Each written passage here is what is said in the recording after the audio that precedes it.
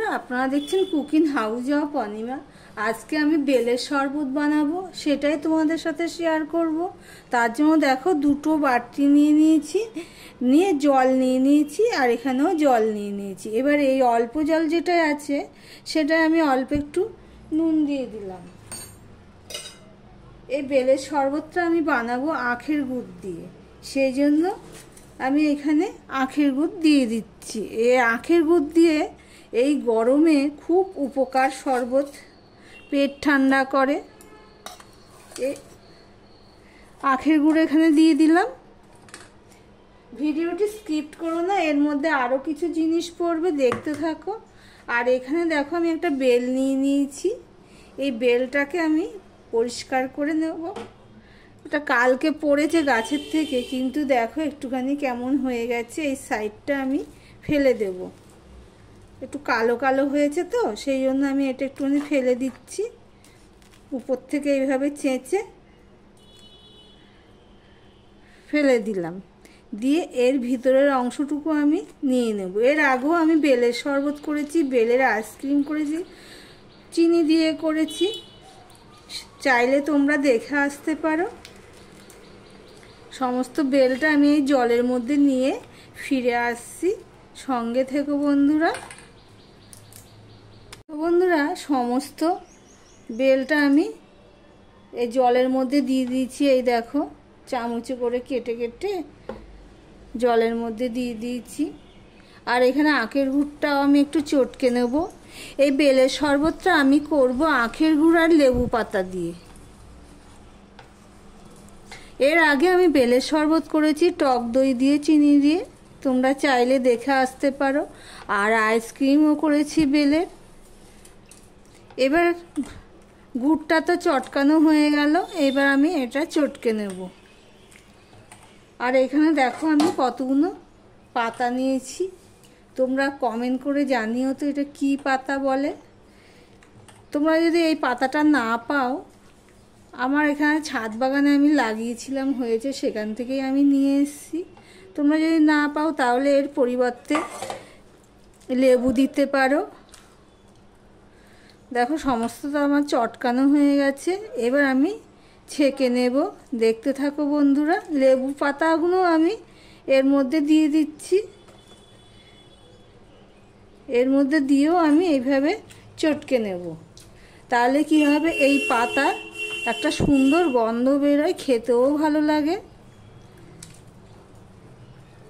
দেখো বন্ধুরা, আমি লেবু পাতাটা দিয়ে ভালো করে চটকে নিয়েছি। এবার আমি এটা ছেঁকে নেব। আমি গুড়টা কিন্তু ছেঁকে নিয়েছি, এই দেখো একটা গ্লাসে নিয়ে নিয়েছি গুড়টা ছেঁকে। এবার আমি এই লেবু পাতা আর এটাও আমি ছেঁকে নিচ্ছি। এইভাবে তোমরা একবার খেয়ে দেখতে পারো, খুব ভালো লাগে। লেবু পাতার একটা সুন্দর গন্ধ বের হয়।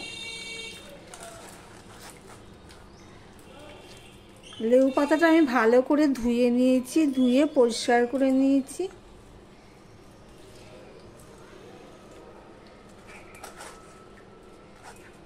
আমার ভিডিওটি যদি ভালো লেগে থাকে প্লিজ লাইক কমেন্ট শেয়ার করে দিও।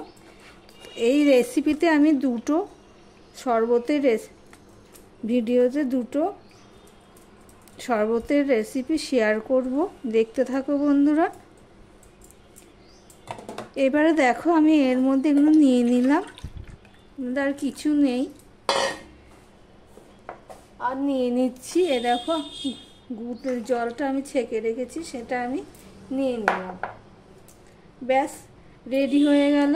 এখানে দুটো তিনটে লেবু পাতা আমি দিয়ে দিলাম, রেডি হয়ে গেল আমার বেলের শরবত। এই পাতাগুলো থাকবে, যখন তোমাদের খাবে তখন তোমরা ফেলে দেবে।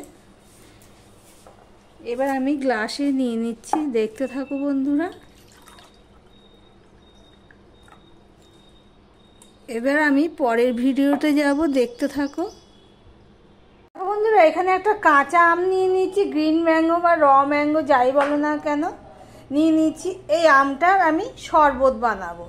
এই শরবত বানাবো, তার জন্য প্রথমে আমটা আমি ছুলে নেব, ছুলে কেটে নেব ছোটো ছোটো করে। তারপর ফিরে আসছি, সঙ্গে থেকো। আমের মধ্যে আর কি কি দিয়ে আমি শরবতটা বানাই। এদিকে দেখো আমটা আমি কেটে নিয়েছি, এরকম ছোট ছোট করে কেটে নিয়েছি, দেখতেই পাচ্ছ।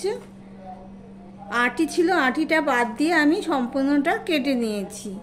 এবার আমি একটা গ্রাইন্ডারে এটা ভরে নেব। ভিডিওটি স্কিপ করো না, তাহলে বুঝতে পারবে না আমি কিভাবে করছি।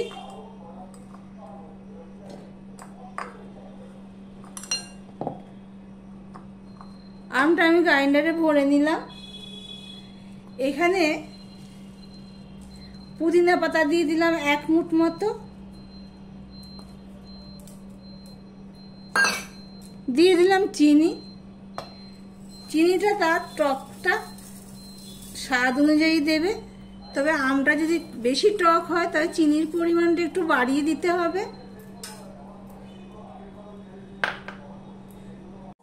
এবারে দেখো আমি জিরে দিয়ে দিচ্ছি, হাফ রোস্টেড জিরে, মানে হাফ ভাজা, পুরোপুরি ভাজা না। আর দিয়ে দিচ্ছি বিট নুন 2 চামচের মতো, ছোট চামচ 2 চামচের মতন আমি বিট নুন দিয়ে দিলাম। আর এখানে দেখো শসা কেটে রেখেছি, আমি এখানের থেকে কিছুটা শসা আমি এখানে দিয়ে দিচ্ছি।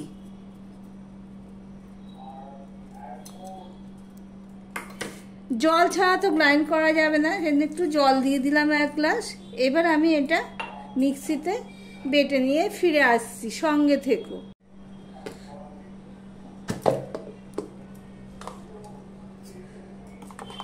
দেখো আমি এটা করে নিয়ে এসেছি।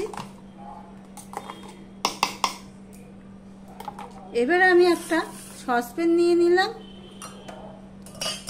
আর এখানে দেখো লেবুর রস নিয়ে নিয়েছি, প্রায় 1.5 চামচের হবে লেবুর রস নিয়ে নিয়েছি।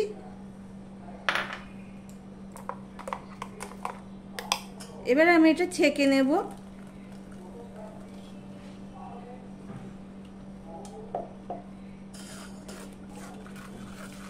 এই পর্যন্ত যারা ভিডিওটি দেখছো লাইক দিতে ভুলে গেছো, চট করে একটা লাইক দিয়ে কন্টিনিউ করো।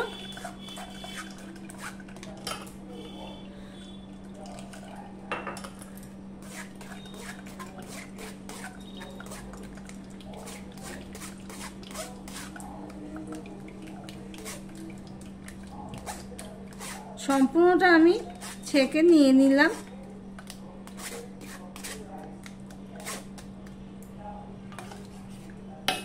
এবার এটা যে আছে এটাকে আমি আবার বেটে নেব।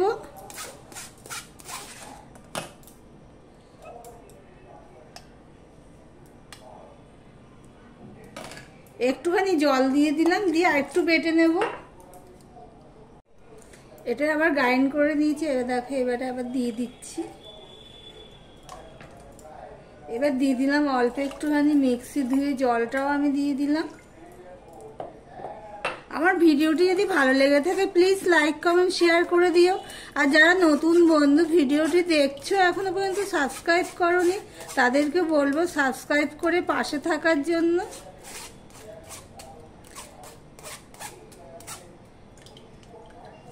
তোমরা একটা ন্যাকার মধ্যে এটা ভরে নিয়ে তারপরে চিপে নিতে পারো, ছানার জল যেভাবে চিপে নেয় সেইভাবে।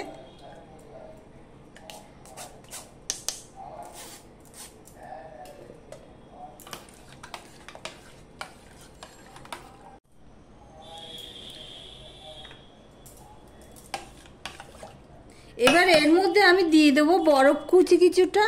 আমি বরফ কুচি নিয়ে নিয়েছি, সেই বরফ দিয়ে দিলাম। দিয়ে দিলাম আমি শসাগুলো।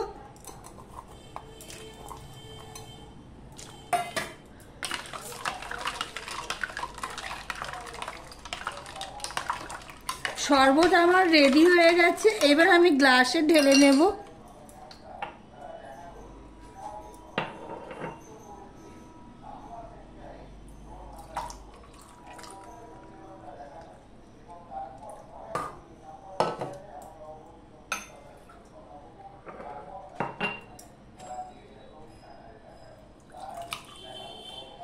তাহলে কাঁচা আমের শরবত তোমাদের কেমন লাগলো কমেন্ট করে জানিও। তাহলে ভিডিওটি আজকের মতন এখানেই শেষ করলাম। আবার অন্য কোনো রেসিপি নিয়ে চলে আসবো, সঙ্গে থেকো বন্ধুরা।